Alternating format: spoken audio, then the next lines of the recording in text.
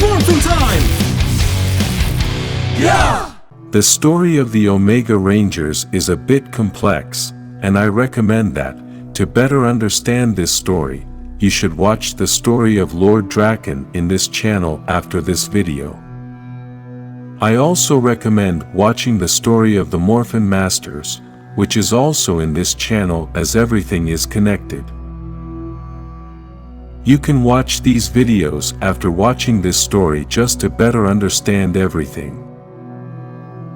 In the events of Mighty Morphin Power Rangers, when Tommy appears after losing his powers as the Green Ranger, Zordon gives him the powers of the White Ranger, and for some strange reason Zordon makes him the leader of the team without having so much time on the team. This is something quite unusual since the leader had always been Jason and the second in command had been Zack, and they had been Rangers for a long time. The weirdest thing about this is that Jason never said anything about Tommy now being the leader and him becoming second in command. For years none of us fans understood this logic, as it took us all by surprise, and even though Tommy has proven to be a good leader, it was still a strange decision. After many years, it was explained that the Blue Emissary, who was the representative of the Morph Masters, had appeared before Jason to give him the task of forming a new team of Rangers to help in the approaching battle. Earlier, Zordon had spoken to the three emissaries and told them that Lord Draken was very powerful and dangerous to the entire universe. This would become a great threat to everyone, but at the time the three emissaries thought Zordon was exaggerating and took it in stride, only to later realize they were wrong and saw how dangerous Lord Draken was. When the Blue Emissary appeared to Jason, he told him about the mission and brought back memories of the battle against Lord Draken. He also told him that he had to create a new team of Rangers in order to fight in the coming war. Jason replied that somehow, he had to get Tommy back since he didn't want to involve his team in this, and that's why the power of the White Ranger suddenly appears. Jason goes to the command center along with the Blue Emissary, and although he tries not to be seen by anyone, Trini and Zack appear and are surprised by the presence of the Blue Emissary. At that moment, Jason and the Blue Emissary say nothing to them, but later Zack and Trini have a conversation about whether they are going to tell the others about this emissary. At that moment, the Blue Emissary appears to them, and despite everything he tells them about the plan he had with Jason. Later, Zack and Trini meet Jason and tell him that they already know about the plan and that they are not going to leave him alone in this mission. Quickly the three begin to do missions for the Blue Emissary, and in the midst of it all they begin to think who can replace them as Rangers, since they know they cannot leave the other Rangers alone.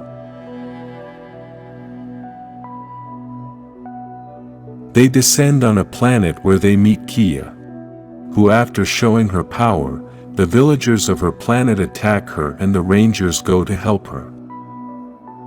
The Rangers continue to run missions in search of beings that were hit by the events of the Shattered Network, and during all of that they realize the great power of Kia and decide to join the team. Now they must find a good excuse to get out of the Mighty Morphin team in order to start their new team. This is the part that many of us already saw when Jason, Zack and Trini tell Zordon that they have to go to Switzerland for a peace conference, which I think is a lousy excuse, since if you go to a conference, you can get back pretty quickly, and you don't need to be replaced as a Ranger. Still, Zordon asks them to find his replacement, to which Jason looks for Rocky, Trini for Aisha, and Zack for Adam. After this, The Blue Emissary takes the Rangers along with Kia to a safe place at the point of eternity and tells them about who the Omega Rangers were at the beginning of it all.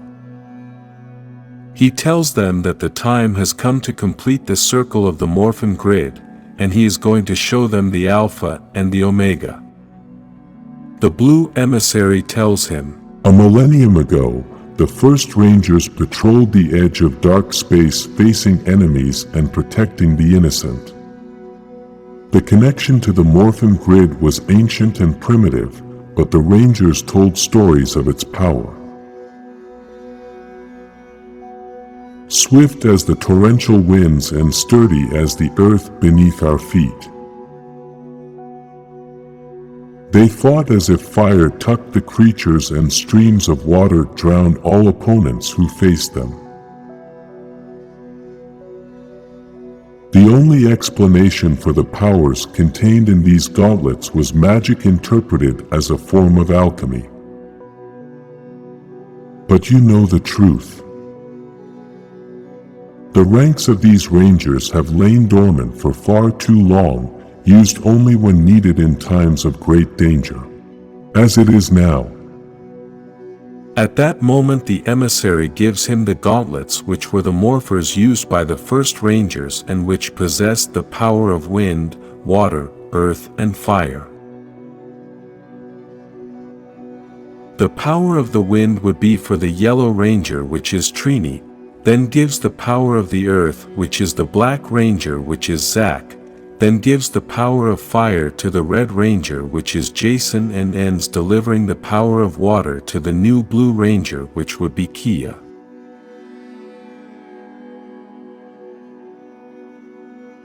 With all these powers together, the new Omega Rangers of this era are formed, and which will have an important history in the franchise.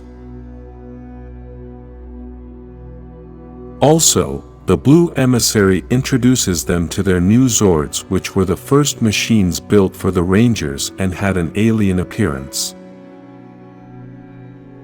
The mission of the Omega Rangers is to search for all those beings throughout space affected by the network and who now have powers, but are confused and do not know what is happening to them. Some of these beings will become allies, but others will use their new powers for evil and will have to fight them. If you like the Omega Rangers, like this video, and subscribe to this channel to be an Omega Power Ranger.